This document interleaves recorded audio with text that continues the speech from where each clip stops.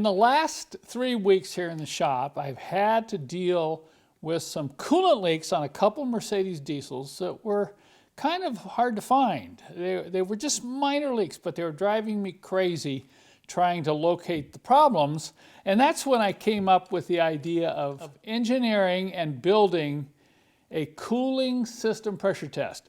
Once I hooked this up to the expansion tank and added pressure to the system, I found the leaks immediately. By the way, this is selling very well. So if you're having to deal with any kind of coolant leak, a mysterious coolant loss, this is what you want right here, okay?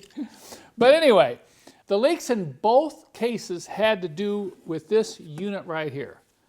This is the thermostat housing on these older diesel 4 and 5 cylinder engines of the late 70s to mid 1980s. Now right here you have this short radiator hose which goes from the thermostat housing to the water pump housing. That's a real source of leaks, and I've already addressed that in another video. And at the same time, you know I'm always harping on replacing the thermostat.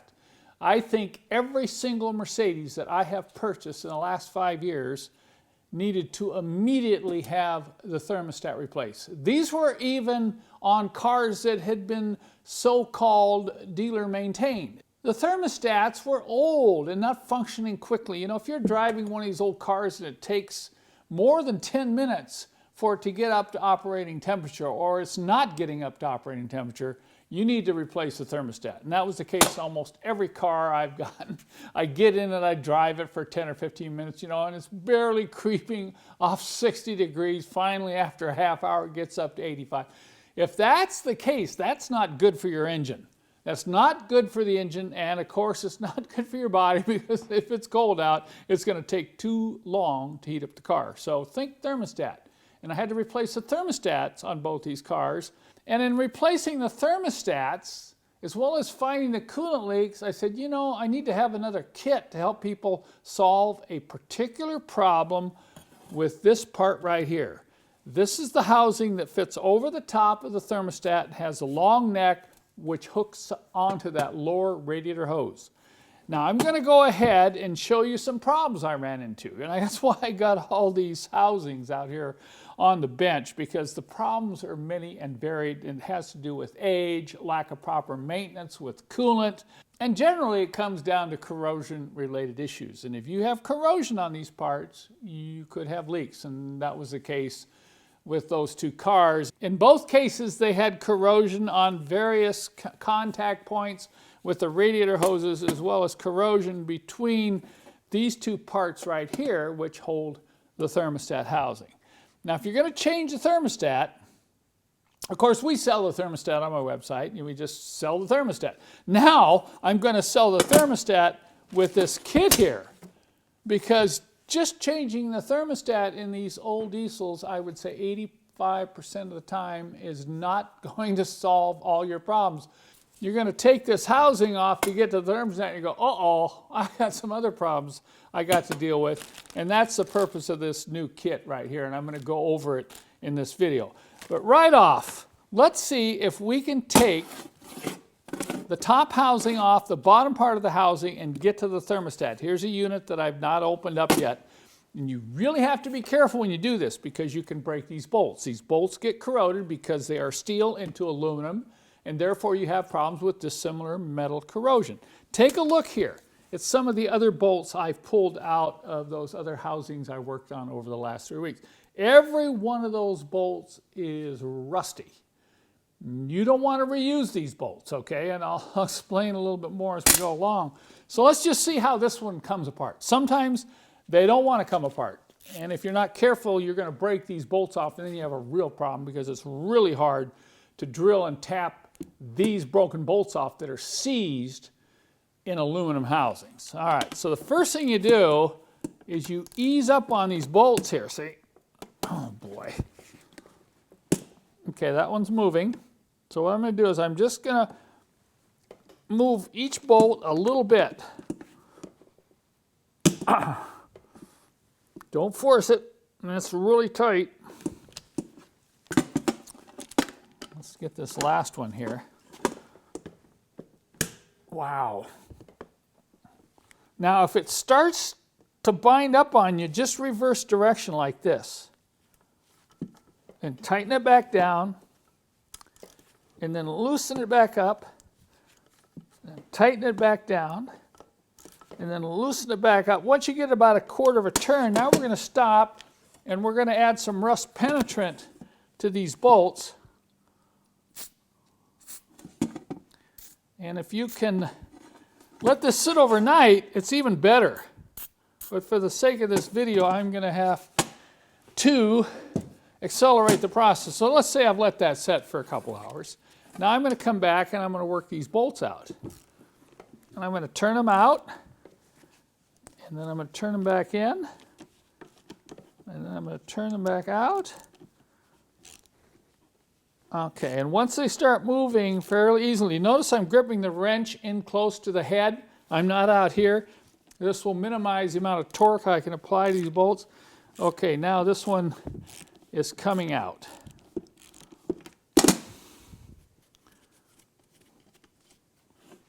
Okay, that's not too bad. You got some corrosion there. Like you saw on these other ones, I've seen a lot worse. So, and if you get it out a certain amount, then you can stop and add a little more penetrant.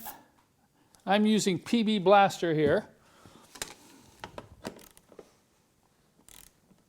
Okay, let's rock it in. It's really important you patiently take these bolts out because you don't want to strip the threads and you don't want to break the bolt off. Okay, now it's coming.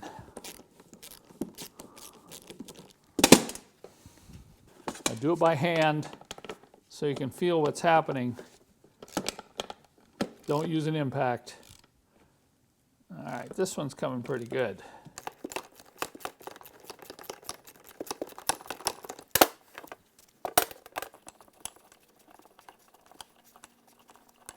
So of course, if you're doing this with your own car, you're going to want to drain the coolant out before you do this. Disconnect the hoses to take this housing off.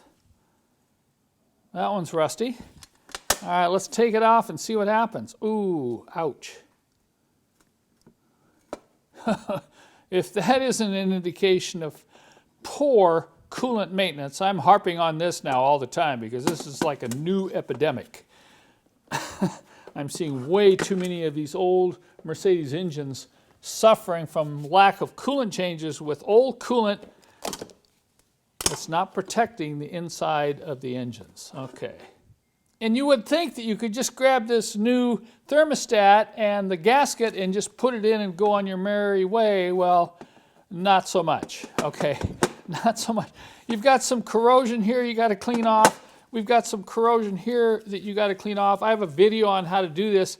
I usually put this part in a vise and I use some 150 to 180 to grit sandpaper and just work it back and forth to clean this corrosion off. If the pitting's real bad, you may have to replace the part. And I have, of course, I have some spare parts that are available on my website.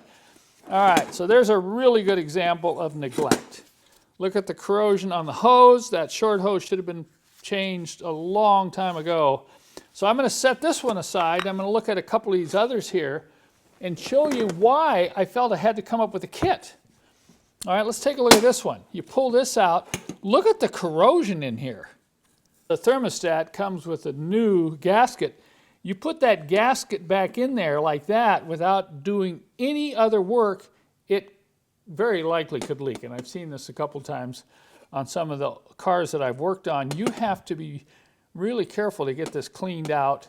And that one, and then of course on this surface, you want to make sure this surface gets all cleaned out and it's not heavily pitted. When they're heavily pitted, then you have a little bit of a problem. I think I'll clean this up a little bit so we can take a closer look at this kit.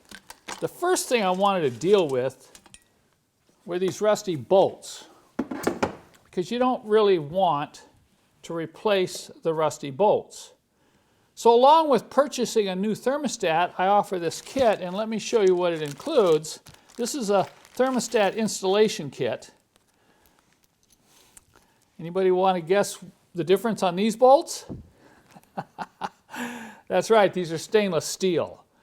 So when you installed the thermostat housing back together with the new thermostat, you're going to be installing stainless steel bolts with wave washers to help prevent the bolts from loosening up.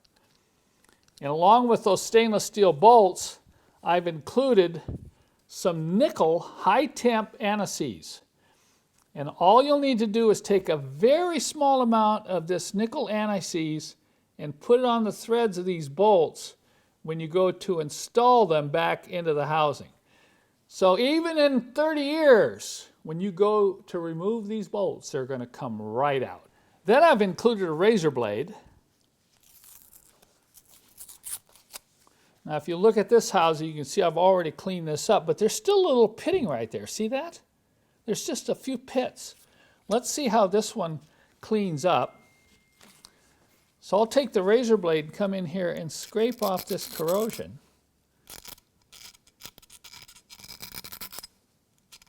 You want to be a little careful. Don't take too much metal off, but you want to get all that corrosion out. I think here's one here that you can really see how badly pitted that is, even after we cleaned it up. I'm not so sure this one's usable. You can try it with this method I'm going to show you now, but what I also included in the kit is a small amount of aviation Permatex. And I've had good success with this. You'll know the aviation Permatex from the nickel anti-seize because the nickel anti-seize is kind of dark gray and the aviation Permatex is brown, but it also has a seal on it because it tends to leak out of this container. So if I have some pits, let's take this one that's really bad, and let's say you just have to try to make sure it works. I guarantee if you put this in here with a new thermostat and tighten that down on the housing, you're probably going to get a little bit of leakage. And the leakage will come from the coolant going by these pits, by the rubber, and out through the gap. So what you can do is take the other applicator and put a light coat of aviation Permatex on over this pitted area. So basically what this is going to do, this gasket sealant is going to fill the pits and hopefully prevent those minor coolant leaks. And if you're using the aviation Permatex, just put it on and let it tack up for about 10 minutes. It'll get sticky and you can come back and put a little bit more on any heavily pitted area. And then when you go install the thermostat, you put the seal on first, right in the middle like that. And you set this right down in here, right on the aviation Permatex. And if the other surface is slightly pitted, you can come in and put a little bit of Permatex on this surface too, right where the pits are, just where the pits are. Now, when you go to bolt these together, you probably won't have any leaks unless the pitting is very bad. And the nice thing about aviation Permatex is it'll come off easily in the future. So it's not like using silicone or some other thing that's going to cause some problems and get inside the engine. It's really the best type of sealant you would want to use in this application. Avoid using anything silicone based, RTV, you know, that type of sealant. Avoid those in and around your cooling system because those little worms come off and they get down in your cooling system. They get into the valving for your heater controls and can cause real problems. So I think that covers the purpose of my kit. I'll have that available on my website. Anytime you're replacing your thermostat, expect to see some problems unless your particular engine has been very well maintained. And you might want to pick up this additional installation kit if you suspect you might have some corrosion problems on your diesel.